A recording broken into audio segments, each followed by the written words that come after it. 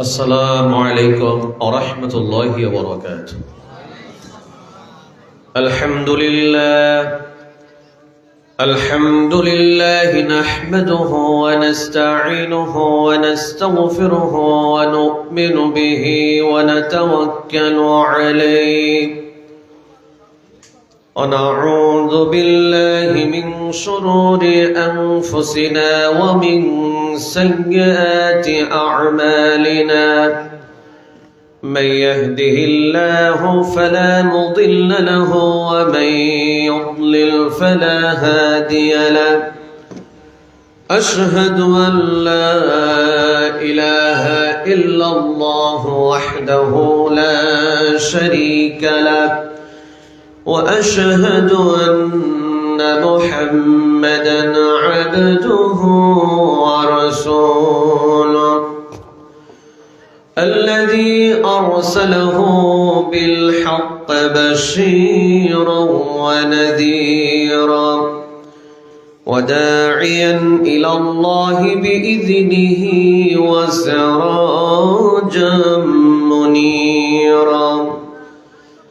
أما بعد فإن خير الحديث كتاب الله وخير الهدي هدي محمد صلى الله عليه وسلم وشر الأمور محدثاتها وكل محدثات بدعة وكل بدعة ضلالة وكل ضلالة في النار. أما بعد فأعوذ بالله من الشيطان الرجيم. بسم الله الرحمن الرحيم. قل اللهم مالك الملك تؤتي الملك من تشاء وتنزع الملك ممن تشاء وتعز من تشاء وتضل من تشاء بيدك الخير إنك على كل شيء قدير. وقال رسول الله صلى الله عليه وسلم يقول الله عز وجل يوم القيامة أين الجبارون المتكبرون لمن الملك اليوم أو كما قال عليه الصلاة والسلام. পৃথিবীতে কেউ স্থায়ী হয় না, হোক না সে ফেরাউন কিবা নমরুদ, কেউ ভবে চিরকাল রয় না। পৃথিবীতে কেউ স্থায়ী হয় না, হোক না সে ফেরাউন কিবা নমরুদ, কেউ ভবে চিরকাল রয় না। চলে যায় সব ছেড়ে যেতে হয়, মৃত্যু মানে না কোনো পরিচয়। সব রাজা মহারাজা আর মহাবীর, সব রাজা মহারাজা আর মহাবীর, কাউকে সে অবকাশ দেয় না। পৃথিবীতে কেউ স্থায়ী হয় না, হোক না সে ফেরাউন কিবা নমরুদ, কেউ ভবে চিরকাল রয় না। ফেরাউন শেষ তক ছিল না, মৃত্যু তাকেও ছেড়ে দিল না। ফেরাউন শেষ তক ছিল না, মৃত্যু তাকেও ছেড়ে দিল না। থেমে গেছে তার সব স্মৃতিচিহ্ন, থেমে গেছে তার সব স্মৃতিচিহ্ন। কেউ আজ তার কথা কয় না। পৃথিবীতে কেউ স্থায়ী হয় না, হোক না সে ফেরাউন কিবা নমরুদ। কেউ ভবে চিরকাল রয় না। এই সেই পিরামিড দাঁড়িয়ে আকাশের দিকে মাথা বাড়িয়ে, এই সেই পিরামিড দাঁড়িয়ে আকাশের দিকে মাথা বাড়িয়ে। ইতিহাস হয়ে আছে চিরকাল, ইতিহাস হয়ে আছে চিরকাল। ফেরাউন শুধু ভবে রয় না। পৃথিবীতে কেউ স্থায়ী হয় না, হোক না সে ফেরাউন কিবা নমরুদ। কেউ ভবে চিরকাল রয় না। নীল নদ আজও আছে থাকবে, লোহিত সাগর আজও আছে থাকবে। সত্যকে চিরদিন ডাকবে, ডেকে ডেকে বলে যাবে দিন ও রাত। ডেকে ডেকে বলে যাবে দিন ও রাত। কেউ যেন ফেরাউন হয় না। পৃথিবীতে কেউ স্থায়ী হয় না, হোক না সে ফেরাউন কিবা নমরুদ। কেউ ভবে চিরকাল রয় না। ঘোনাবাড়ি আহলে হাদিস জামে মসজিদের উন্নতি কল্পে বার্ষিক ইসলামী জলসার সাহেবে সদর সদরুল মুহতারাম সভাপতি শেখ মোহাম্মদ শফিকুল ইসলাম হাফিজাহুল্লাহ, সভাপতি বাংলাদেশ জমিয়তে আহলে হাদিস কালিহাতী উপজেলা শাখা।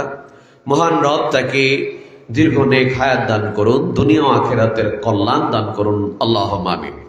মাহফিল পরিচালনায় আছেন শেখ মোহাম্মদ আব্দুল মান্নান হাফিজাহুল্লাহ, অধ্যক্ষ মাদ্রাসা দারুল ইসলাম মোহাম্মদিয়া বল্লা ফাজিল মাদ্রাসা। আতাহুল্লাহু উমরাহু ওয়া বারাকাল্লাহু ফি হায়াতি, আল্লাহুম্মা আমিন। আলোচনা রেখেছেন শেখ আসাদুজ্জামান বিন জয়নাল আবেদিন, ইমাম ও খতিব ঘোনাবাড়ি আহলে হাদিস জামে মসজিদ। রব্বুল আলামিনের কাছে দোয়া করি আল্লাহ পাক যেন তাকে দ্বীনের একনিষ্ঠ খাদেম হিসেবে কবুল করেন। এবং আলোচনা রেখেছেন শেখ মোহাম্মদ মাহমুদুল হাসান, অত্যন্ত সুললিত কণ্ঠে, দারাজ কণ্ঠে চমৎকার বক্তব্য পেশ করেছেন। আতাহুল্লাহ উমরাহু বারাকাল্লাহু ফি হায়াতি, রব্বুল আলামিন তাকে কবুল আর মঞ্জুর করুন, দুনিয়া আখিরাতের কল্যাণ বরকত দান করুন, আমিন। এবং আজকে মাহফিলের মধ্যমণি প্রধান আকর্ষণ, যার আলোচনা শোনার জন্যই মূলত আপনারা অধীর আগ্রহে বসে আছেন, দূর দূরান্ত থেকে এসেছেন শেখ মাহমুদ বিন কাসিম হাফিজাহুল্লাহ, খতিব চাষারা আহলে হাদিস জামে মসজিদ নারায়ণগঞ্জ। এছাড়াও সামনে উপস্থিত এক ঝাঁক তৌহিদি জনতা, পর্দার অন্তরালের সম্মানিতা মা এবং বোনেরা, সকলের প্রতি আমার অন্তরের অন্তরস্থল থেকে হৃদয় নিংড়ানো শ্রদ্ধা ও ভক্তিপূর্ণ অভিনন্দন, অভিবাদন, মোবারকবাদ জানাচ্ছি। সেই সাথে অনুরোধ করছি, আসেন আমরা এই মুহূর্তে মহান রবের আলিশান দরবারে শুকরিয়া জ্ঞাপন করি, যিনি মহান, যিনি পরাক্রমশালী। ইন্নাল্লাহা আলা কুল্লি শাইইন কাদির, নিশ্চয়ই আল্লাহ সকল বিষয়ের উপরে সর্বশক্তিমান, তার কোনো তুলনা নেই, তার ক্ষমতার কোনো তুলনা নেই।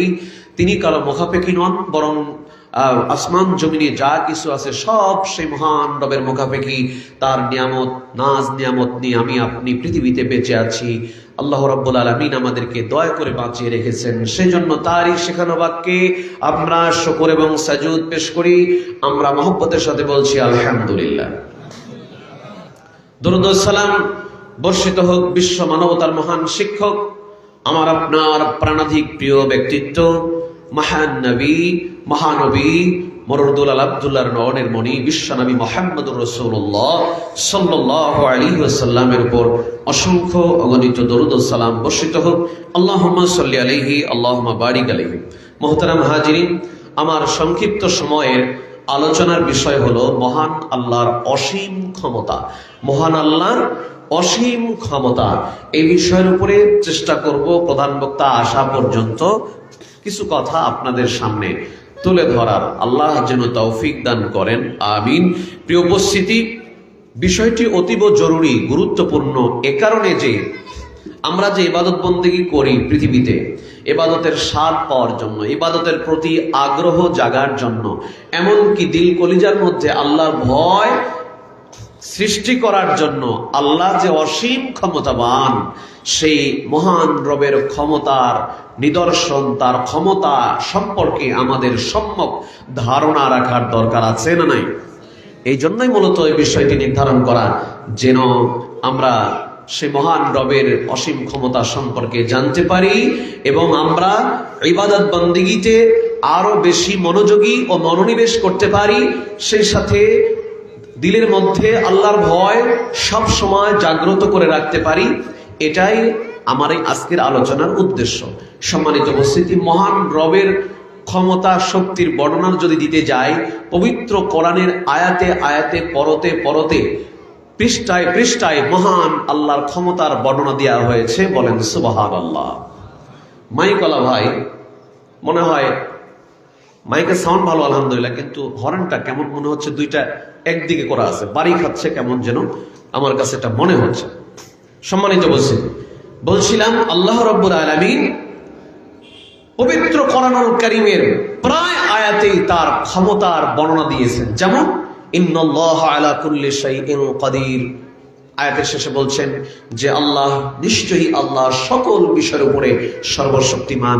এরপরে তিনি আসমান জমিন সৃষ্টির কথা বলে মানব জাতিকে জানালেন তিনি কিভাবে আসমান জমিন বানিয়েছেন, কিভাবে জমিনকে বিছিয়ে দিয়েছেন, কিভাবে তিনি বৃষ্টি বর্ষণ করেন। বিস্তারিত আলোচনা কোরআনের ভিতরে এসেছে। আর প্রায় আয়াতের ভিতরেই শেষের দিকে গিয়ে বলছেন ইন্নাল্লাহা আলা কুল্লি শাইইন কাদির, অথবা বলছেন ইন্নাল্লাহা সামিউন বাসীর, অথবা বলছেন আহুয়াল গফুরুর রহিম। এইভাবে আল্লাহ রাব্বুল আলামিনের অসীম ক্ষমতার জানান দিচ্ছেন প্রায় আয়াতে আয়াতে। বলেন সুবহানাল্লাহ। ভাইরা আমার, আল্লাহর অসীম ক্ষমতা সম্পর্কে যদি আমরা জানতে চাই, আমরা জ্ঞান অর্জন করতে চাই, পবিত্র কোরআনুল কারীমে আমাদেরকে এই বিষয়টি আলোকপাত করতে হবে। কোরআনুল কারীম থেকে আমাদের জ্ঞান অর্জন করা লাগবে। আল্লাহ সুবহানাহু ওয়া তাআলা, আমি যতগুলো পয়েন্টে কথা বলবো তার ভিতরে 1 নম্বর পয়েন্ট হচ্ছে আসমান জমিন সৃষ্টির ব্যাপারে আল্লাহ পাক রব্বুল আলামিন তার ক্ষমতার প্রমাণ দিয়েছেন। এই আসমান জমিন তার ক্ষমতার, তার কর্তৃত্বের নিদর্শন। বলেন সুবহানাল্লাহ।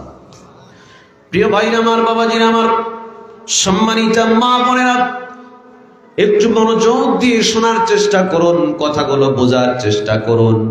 আল্লাহ রাব্বুল আলামিন আসমান জমিনকে সৃষ্টি করে কোরআনুল কারীমে বলে দিলেন ওয়ালাকাদ খালাকানাস সামাওয়াতি ওয়াল আরদা ওয়ামা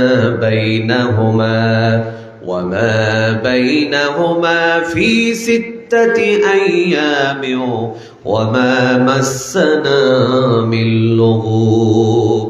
মহান রব বলছেন, আমি আসমান এবং জমিন সৃষ্টি করেছে, এর মাঝে যা কিছু আছে এসব কিছু সৃষ্টি করেছি 6 দিনে।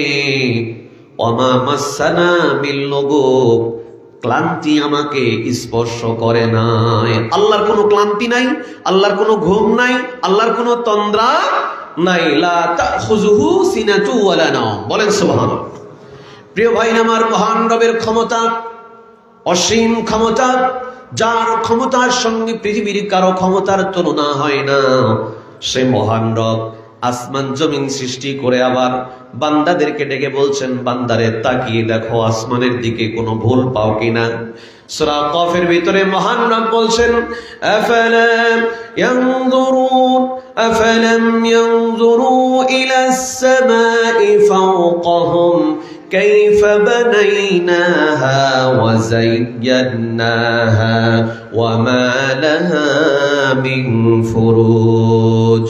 মহান রব বলছেন, তারা কি লক্ষ্য করে দেখে না আসমানের দিকে, তাদের উপরে আসমান কিভাবে আমি বানিয়েছি এবং আসমানকে সুসজ্জিত করে দিয়েছি।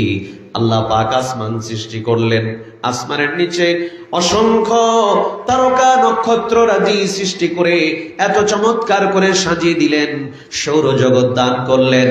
এভাবে নানান ভাবে আসমানকে সাজিয়ে দিয়ে তিনি বলছেন ওয়ামা লাহা মিন ফুরুজ, তার ভিতরে কোনো ফাটল নাই। সারা পৃথিবীর মানুষ, যত বড় বড় বিজ্ঞানী গবেষক, নাসার বিজ্ঞানী বলেন, আরো বড় বড় বিজ্ঞানী বলেন, তারা সারাটা জীবন যদি চেষ্টা করে ওই আসমানের একটা খোঁত, একটা ত্রুটি ধরার জন্য, তাদের জীবন শেষ হয়ে যাবে।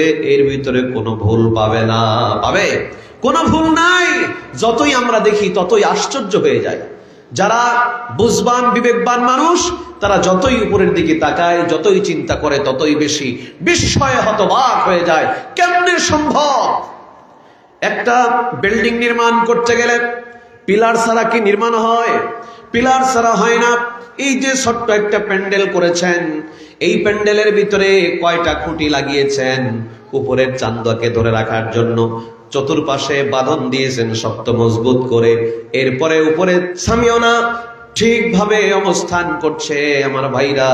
কিন্তু আসমান রব্বুল আলামিন সৃষ্টি করলেন, সেই আসমানের কোনো খুঁটি আছে নাকি? এই ক্ষমতা কার? প্রিয় ভাইরা আমার, যে রব্বুল আলামিন খুঁটি ছাড়া আসমানকে সৃষ্টি করে ধরে রাখলেন, সেই ক্ষমতাবান রব্বুল আলামিনের ইবাদত করা লাগবে, দাসত্ব গোলামি করা লাগবে, যার ক্ষমতার কোনো তুলনাই হয় না। আবার জমিনের দিকে তাকিয়ে দেখেন, আল্লাহ জমিনের কথা বলছেন, এইভাবে স্মরণ করে দিচ্ছেন বান্দারে, জমিনকে আমি বিছানা স্বরূপ করে দিলাম, জমিনের ভিতরে আপনি বিচরণ করেন, কত দৃষ্টিনন্দন নয়নাভিরাম কত দৃশ্য দেখা যায়। এই যে শীতকাল চলল, ডিসেম্বর মাস থেকে শুরু করে পর্যন্ত মাঠের ভিতরে গেলে শস্য খেতে, যেই খেতে সরিষার ফুল দেখলে চোখ জুড়িয়ে যায়।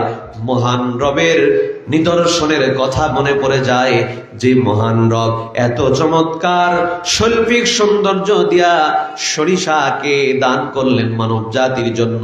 না জানি ওই রব্বুল আলামিন কত সুন্দর, বলেন সুবহানাল্লাহ। কি আশ্চর্য!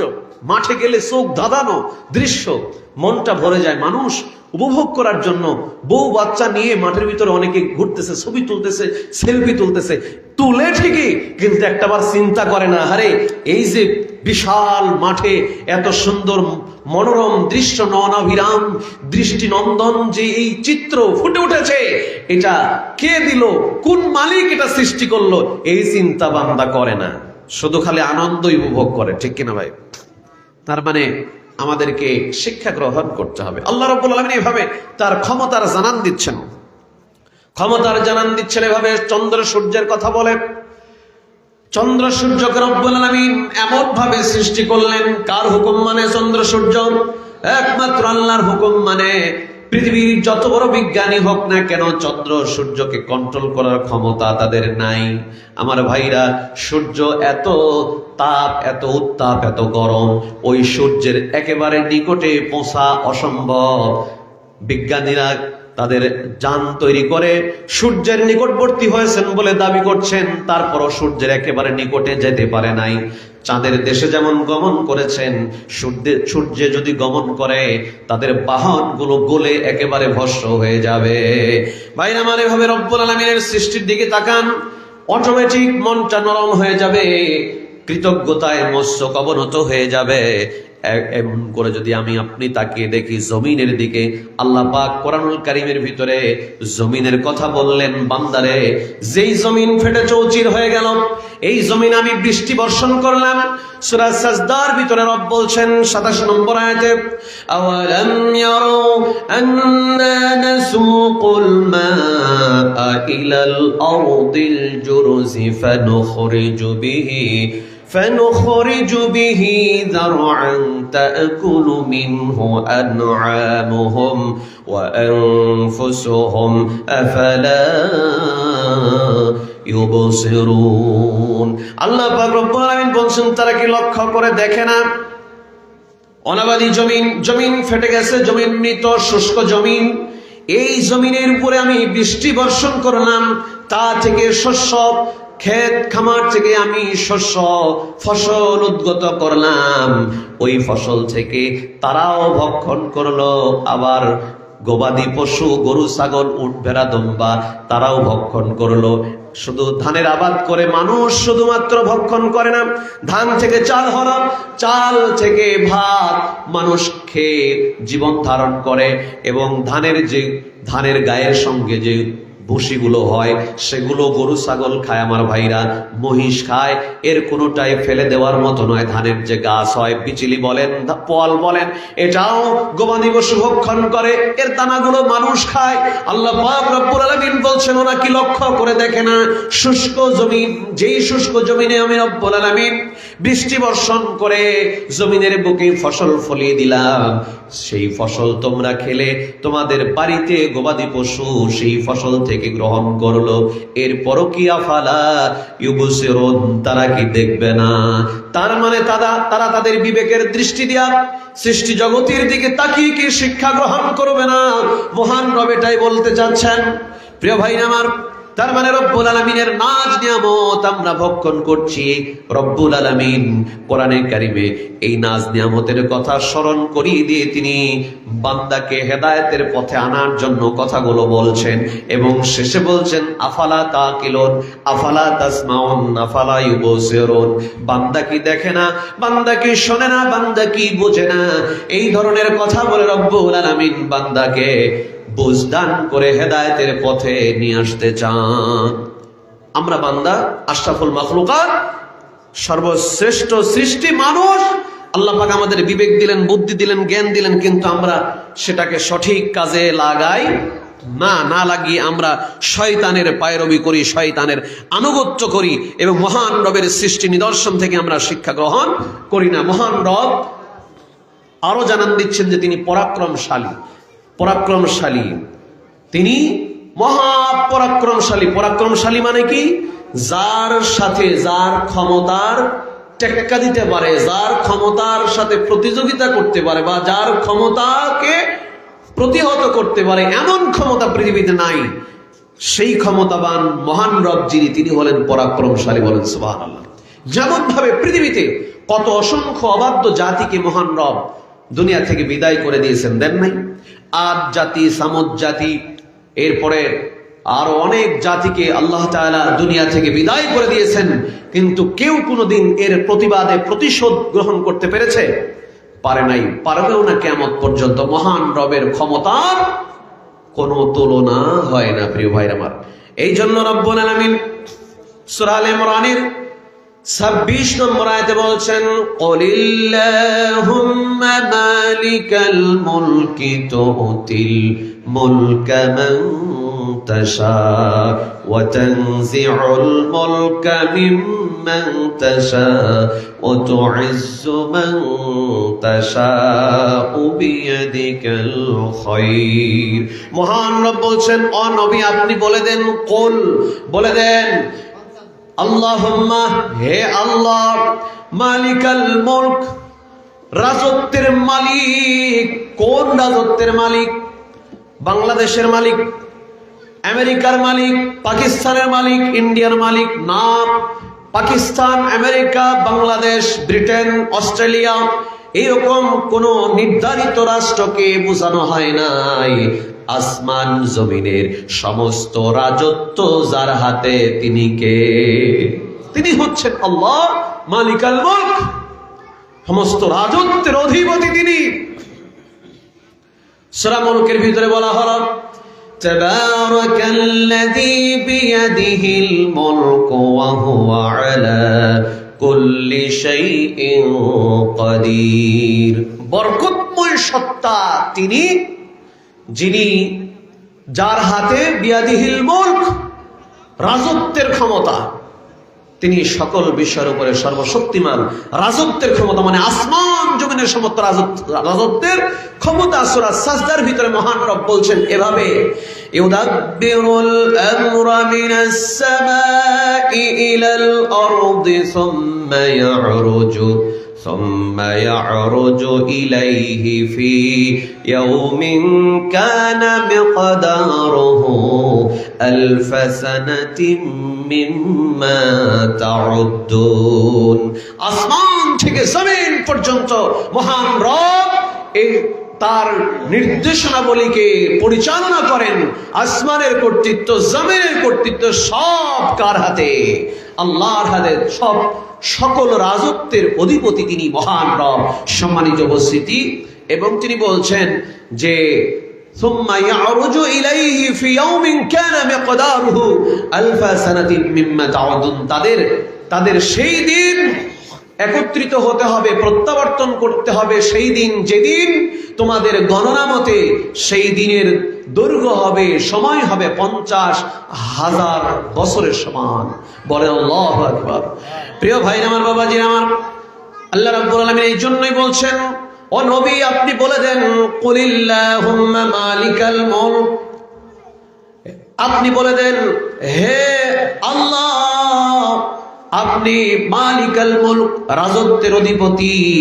কুলিল্লাহুম্মা মালিকাল মুলকি তুতিল মুলকা মান তাশা, আপনি যাকে ইচ্ছা ক্ষমতা দান করেন, রাজত্ব দান করেন, যার কাছ থেকে ইচ্ছা আপনি ক্ষমতা রাজত্ব কেড়ে নেন। এই কর্তৃত্ব কার হাতে? আমার ভাইরা, কেউ যদি মনে করে আমার কর্তৃত্ব আমি পেয়ে গেছি, আমাকে আর দুনিয়ার কোনো মানুষ চেয়ার থেকে নামাতে পারবে না, এই চিন্তা একমাত্র গণ্ড মূর্খ বিবেকহীন ছাড়া কেউ করতে পারে না। বিবেকবান যারা, তারা চিন্তা করবে যেই চেয়ারে বসেছি এটা ক্ষণস্থায়ী চেয়ার, যে কোনো মুহূর্তে আমার রব থাপ্পড় দিয়া চেয়ার থেকে ফেলে দিতে পারে কিনা। উদাহরণ সামনে আছে না নাই? এই তো কয়েকদিন আগে দামেস্কের সেই দর্দণ্ড প্রতাপের অধিকারী বাশার আল আসাদ, সে এবং তার বাবা মিলে 50 বছর থেকে দামেস্কের জমিনের মানুষদেরকে জুলুম নির্যাতন করেছে। এত জুলুম নির্যাতন করে বিশেষ কারাগার বানিয়ে মহিলাদেরকে দিনের পর দিন বেঁধে রেখে তাদেরকে ধর্ষণ করা হয়েছে, শ্লীলতাহানি করা হয়েছে, শিশুদেরকে পর্যন্ত ছাড়া হয় নাই। এমন বর্বর, এমন অসভ্য শাসক ছিল বাশার আল আসাদ। আল্লাহ রাব্বুল আলামিন কিভাবে দেখেন তাকে মুহূর্তের ভিতরে ক্ষমতাচ্যুত করে দিলেন। পালিয়ে স্ত্রী সহ রাশিয়া চলে গেছে। ওই জমিনে ক্ষমতা ছাড়ার পরে 1 ঘন্টা থাকার ভাগ্যে হয় নাই। ক্ষমতা কার? অতুইজ্জু মান তাশাউ ওয়া তুযিল্লু মান তাশাউ বিয়াদিকাল খায়র। তিনি যাকে ইচ্ছা ইজ্জত সম্মান দান করেন, যাকে ইচ্ছা লাঞ্ছিত করেন। বিয়াদিকাল খায়র, সমস্ত কল্যাণ কার হাতে? ইন্নাকা আলা কুল্লি শাইইন কাদির। মহান রব বলছেন, ও নবী আপনি বলে দেন, ইন্নাকা আলা কুল্লি শাইইন কাদির, নিশ্চয়ই তুমি সকল বিষয়ের উপরে ক্ষমতাবান কে? আল্লাহ। আমার ভাইরা, আয়াতে কারিমার শানে নজুল আছে, একটা সংক্ষিপ্ত শানে নজুল। তাফসীরে এসেছে এভাবে, যখন মুসলমানেরা বদরের যুদ্ধে বিজয়ী হল, উহুদ যুদ্ধে সাময়িক বিপর্যয়ের পরে আবার বিজয় অর্জন করলেন।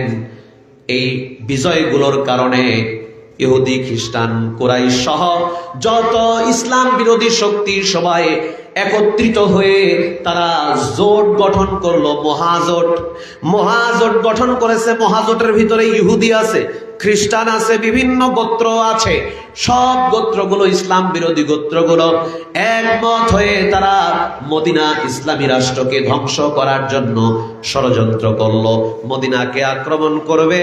এই পরিকল্পনা যখন করলো, এটা বিশ্ব নবীর কানে পৌঁছে গেল। সাহাবায়ে কেরামদেরকে নিয়ে আল্লাহর নবী পরামর্শ মিটিং এ বসে গেলেন। সালমান ফারসি রাদিয়াল্লাহু তাআলা আনহু তিনি পরামর্শ দিলেন, ইয়া রাসূলুল্লাহ, ইয়া হাবিবাল্লাহ, তারা অনেক সংখ্যক কাফির বেঈমান এই মদিনাকে আক্রমণ করবে। মদিনার দক্ষিণ দিকটা ফাঁকা, সেই দক্ষিণ দিকটা আমরা পরিখা খনন করব, ক্যানেল, ইংরেজিতে বলা হয় ক্যানেল। এই ক্যানেল খনন করব, যেটার দৈর্ঘ্য নদীর মতো না, নদীর চেয়ে কম, মানে 15 ফিট গভীর, 30 ফিট চওড়া হবে। 15 ফিট গভীর, 30 ফিট চওড়া হবে, 3 মাইল লম্বা হবে। এই পরীক্ষা খনন যদি আমরা করতে পারি, তারা যত সংখ্যক বাহিনী আসুক না কেন, তারা আমাদেরকে পরাস্ত করতে পারবে না। সালমান ফার্সির এমন চমৎকার পরামর্শ বিশ্বনবী গুরুত্বের সঙ্গে নিলেন, মূল্যায়ন করলেন এবং সাহাবায়ে কেরামদেরকে দায়িত্ব বন্টন করে দিলেন। এই মদিনার দক্ষিণ দিক দিয়া পরীক্ষা খনন করতে শুরু করে দিলেন। আল্লাহ রাসূল এবং সাহাবায়ে কেরাম প্রত্যেকেই কাজে লেগে গেলেন। এত ব্যস্ততাপূর্ণ সময় পার হচ্ছিল, আল্লাহর নবী পর্যন্ত সাধারণ সৈনিকের মতো নেতা হয়ে যে চেয়ারে বসে থেকে কর্মীকে হুকুম করবে তা নয়। কেমন নেতা ছিলেন মুহাম্মদ সাল্লাল্লাহু আলাইহি ওয়াসাল্লাম? দেখেন, একেবারে কাদামাটির ভিতরে, ধুলাবালির ভিতরে নিজেকে কাজে সম্পৃক্ত করলেন। ওই কাজে সাহাবায়ে কেরামদের সাথে তিনি নিজেও পাথর টানতেছেন, মাটি কাটতেছেন। আল্লাহর নবী সাহাবীরা প্রচন্ড ক্ষুধার্ত, তারপরেও তারা ওই স্থান ছেড়ে যায় না, চেষ্টা করছেন কত তাড়াতাড়ি এই কাজটা সম্পন্ন করা যায়। এভাবে ওই পরীক্ষা খনন করতে করতে একটা বড় ধরনের একটা পাথর পাওয়া গেল। সেই পাথরে হযরত সালমান ফার্সি রাদিয়াল্লাহু তাআলা আনহু আঘাত করলেন, পাথর ভাঙতে পারে না। অন্য সাহাবীরা আঘাত করলেন, পাথর ভাঙতে পারে না। এরপরে সালমান ফার্সি লোহার কোদাল দিয়ে যখন আঘাত করলেন, পাথর দ্বিখণ্ডিত হয়ে গেল। ওর ভিতর থেকেও নিষ্ফলঙ্গ একেবারে বিচ্ছুরিত হয়ে অনেক দূর পর্যন্ত দেখা গেল। আল্লাহর নবী বললেন, তোমরা ও সাহাবীরা জেনে রাখো, এই রোম পারস্য একদিন মুসলমানদের আওত্তে চলে আসবে। সুবহানাল্লাহ। রোম পারস্য বিজয়ের সংবাদ আল্লাহ রাসূল দিয়ে দিলেন। তখন মক্কা মদিনার মুনাফিক কাফির বেঈমানেরা তারা অট্টহাসি দিল, বিদ্রুপ করলো যে এটা কেমনে হতে পারে, নিজেদের পায়ের তলে মাটি নাই, মুহাম্মাদের পায়ের তলে মাটি নাই। সাহাবীরা ওরা নিজেদের জীবন বাঁচানোর জন্য চেষ্টা করতেছে, আর রোম পারস্য বিজয়ের স্বপ্ন দেখে, এটা কি সম্ভব? এইরকম অট্টহাসি দিল, বিদ্রুপ করলো তারা। এই বিদ্রুপের জবাবে মহান রব এই সূরাতুল ইমরানের 26 নম্বর আয়াতে কারিমা নাজিল করে জানান দিলেন, শোনো ও নবী, আপনি তাদেরকে বলে দেন, কুলিল্লাহুম্মা মালিকাল মুলক, আপনি তাদেরকে বলে দিন, হে আল্লাহ, তুমি মালিকাল মুলক, রাজত্বের মালিক। রাজত্বের মালিক কে? সকল ক্ষমতার মালিক কে? নাকি জনগণ? জনগণ যে বলবে সে কুফরি মতবাদে বিশ্বাস করলো। কোন মুসলমান মায়ের সন্তান কুফরি মতবাদে বিশ্বাস করতে পারে না। প্রিয় উপস্থিতি, এই জন্য এই পচা গণতন্ত্র আমাদের কোনোদিন কল্যাণ বয়ে আনতে পারবে না, এটা মনে রাখবেন। গণতান্ত্রিক দেশ কোনোদিন স্বাধীন হয় না। একদল স্বাধীনতা অর্জন করে আর একদল পরাধীন হয়। তার মানে একদল বিজয়ী হয়ে একেবারে খোলা আকাশের নিচে মুক্ত বাতাসে মুক্ত বিহঙ্গের মতো ছুটে বেড়ায় আরামাস, আর একদল পালিয়ে পালিয়ে বেড়ায়। এই হলো গণতান্ত্রিক দেশের চিত্র, ঠিক কিনা বলেন? সুতরাং গণতন্ত্র কোনোদিন মুসলমানদেরকে শান্তি দিতে পারবে যতদিন পর্যন্ত মুসলিম বিশ্বে খেলাফত কায়েম না হবে, ততদিন এই মুসলিম জাতি নিরাপত্তা লাভ করতে পারবে না, ঠিক কিনা? এই জন্য আমি বলি যে এই ধরনের পচাতন্ত্র, পাশ্চাত্যের দেওয়া এই ফর্মুলা নীতি অনুসরণ করলে এই স্বাধীনতা শুধুমাত্র নামমাত্র বইয়ের পৃষ্ঠায় থেকে যাবে। প্রকৃত স্বাধীনতার সুফল জাতি কোনোদিন পাবে না, কোনোদিন পাবে না। এর প্রমাণ আজকে 2025 সাল, সেই স্বাধীনতার পর থেকে এই যে 50 বছর পার হয়ে গেছে, প্রায় 53 বছর থেকে এই জাতি দেখতেছে কি অবস্থা। শুধু চেতনা বিক্রি করে এই জাতি নির্যাতন করে। একদল ক্ষমতায় থাকলে মুক্তিযুদ্ধ স্বাধীনতার চেতনা বিক্রি করে আরেক দলকে নির্যাতন করে, আবার আরেক দল যখন ক্ষমতা আসে সেও একই কাজ করে। কেউ আসলে প্রকৃত স্বাধীনতার সুফল জাতিকে দিতে পারে নাই। এই জন্য গণতন্ত্র কোনোদিন পৃথিবীর বুকে 1 ইঞ্চি জমিনের উপরে শান্তি কায়েম করতে পারবে না যতদিন পর্যন্ত আল্লাহর কোরআনের রাজ কায়েম না হবে এবং খোলাফা রাশিদিনের মতো সেই খেলাফত প্রতিষ্ঠিত না হবে, ততদিন মুসলমানরা শান্তি পাবে না প্রিয় ভাই আমার, অনেক কথা সামনে, কিন্তু অগ্রসর হতে পারলাম না। আমার ভাই মাহমুদ বিন কাসিম হাফিজাহুল্লাহ মঞ্চে এসে গেছেন, আপনারা তার আলোচনা শুনবেন। তবে আপনাদেরকে একটা অনুরোধ করব, কষ্ট পান, রাগ করেন, আমার কোনো যায় আসে না। এই মঞ্চ হচ্ছে আলেমদের মঞ্চ, এটা একটা তাদের মঞ্চ। এই আলেমদের মঞ্চে কোনো গায়রে আলেম ব্যক্তিকে বক্তব্যের ফ্লোর দিয়ে 10 মিনিট, 15 মিনিট, আধা ঘন্টা সময় পার করবেন না। এটা মানুষ দূর দূরান্ত থেকে আসে আল্লাহর কোরআনের কথা, হাদিসের কথা শুনতে। এমন একজন ব্যক্তি দাঁড়িয়ে কথা বলা শুরু করলেন, গায়রে আলেম, খামাখা কোরআন হাদিস নাই, কিছু নাই, আপনার কথা শোনার জন্য মানুষ এখানে আসে নাই। এই সাধারণ কমন সেন্সটুকু যারা কথা বলেন তাদেরও থাকতে হবে, যারা তাদেরকে দেন তাদেরও থাকতে হবে। সম্মানিত উপস্থিতি, কর্তৃপক্ষকে দৃষ্টি আকর্ষণ করবো, ভবিষ্যতে বিষয়গুলো চিন্তা ভাবনা করবেন।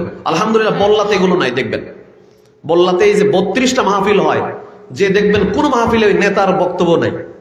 নেতা আমাদের সম্মানের জায়গা আছে, তারা রাজনীতি করে, জনপ্রতিনিধি আমরা সম্মান করি, তাদেরকে সমর্থন দেওয়ার দরকার হলে দেব নাকি। কিন্তু মাহফিলের এই গুরুত্বপূর্ণ সময়ে 100-200 কিলোমিটার থেকে প্রধান বক্তা আসছেন, দেখা যাচ্ছে শেষ মুহূর্তে এমন সময় তাকে তুলে দেওয়া হলো যে সময় মানুষ আর ভালো লাগতেছে না, ঝিমাচ্ছে, কোমর ব্যথা হচ্ছে, হাঁটু ব্যথা হচ্ছে, চলে যাচ্ছে। এটা ঠিক নয়। আর রাত 12টার পরে মাহফিল করা উচিত নয়, এ বিষয়টি আমাদের খেয়াল রাখা উচিত। এটাও একটা আমাদের পরাধীনতা। তাদেরকে সময় না দিলে আমাদের আবার ইজ্জত থাকে না, মাহফিল করতে দেয় না। এটা 50 বছর থেকে এটাই আমরা দেখতেছি। আমরা মুসলমানরা পরাধীন যত কারণে, তার মধ্যে এটি একটি কারণ।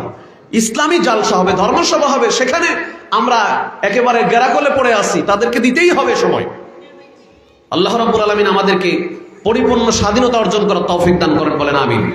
এবং এই বাংলার জমিনে শাহজালালের স্মৃতি বিজড়িত, শহীদ তিতুর রক্তস্নাত, মুসলিম অধ্যুষিত বাংলার সবুজ জমিন, এর প্রতি ইঞ্চি জমিনে যেন আল্লাহ পাক রব্বুল আলামিন খেলাফতের শাসন কায়েম করার তৌফিক দান করেন, বলেন আল্লাহুম্মা আমিন।